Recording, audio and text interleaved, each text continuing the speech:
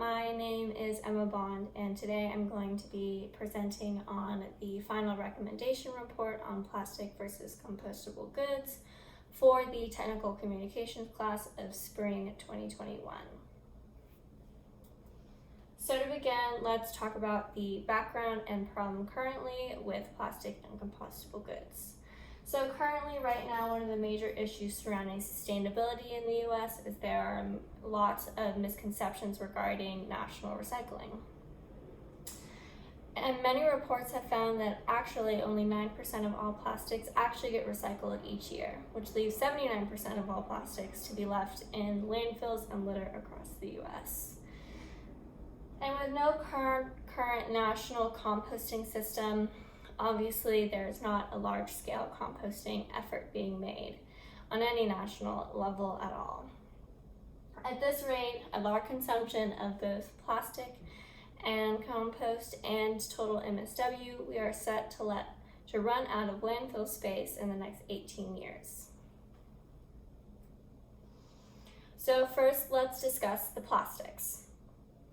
So some of the misconceptions that follow plastic recycling in the US are that the running arrow symbol on lots of plastic products means that it's recyclable. It doesn't. It actually means that it contains a certain type of resin, which sometimes is compostable but sometimes isn't, depending on what kind of plastic it is. The chart on the right shows you the type of plastic and how widely processable it is across processing plants for the US. And as you can see on the chart, only 2 of those plastics are actually widely accepted and widely processed. Most sites will take certain other kinds of plastic, but won't actually be able to process them and will just send them straight to the landfill anyway. And plastics 1 and 2 are common, but not super common. The most common type of plastics that aren't actually recyclable include straws, cutlery, caps, lids, wrappers, and the plastic bags you get at the grocery store. So with this, the EPA found that actually only 32% of all of the population recycled in 2018. This means that 70% of household products across the US probably aren't being recycled when they could be. So what do we find from this data? Well, from this data, we can see that we have a very flawed national public recycling system. However, it is still beneficial to continue in this practice. But in order for it to be beneficial in the future and to put off some carbon emissions that we are producing with it, it would be beneficial to invest more money in the system.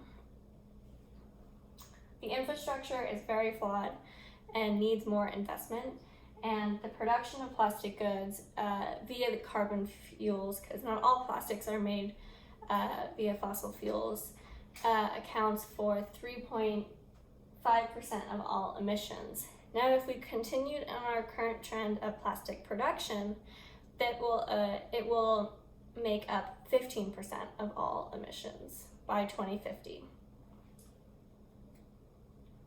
So now let's talk about compostable goods.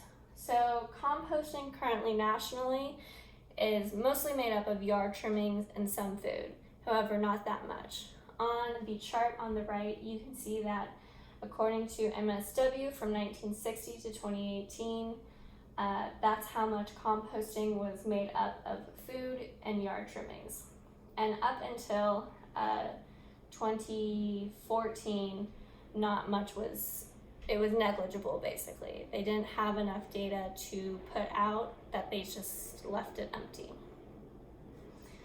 In 2018, composting made up 8.5% of all MSW.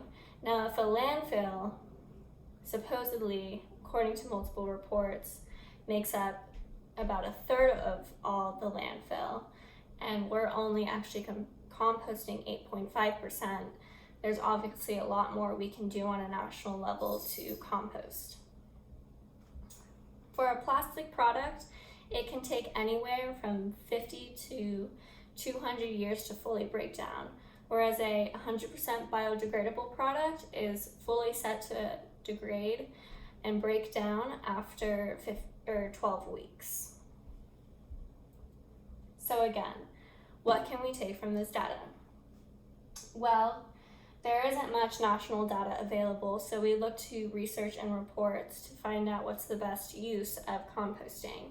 And California researchers have found that if you apply an inch of composting to only 5% of all of their rangelands, it would be equivalent to taking 6 million cars off the road each year. That's a lot of cars. And obviously cars put out a lot of carbon. Composting is beneficial because it allows the process of carbon sequestration back into the atmosphere and the soil. And soil is known to hold much more carbon than the atmosphere can.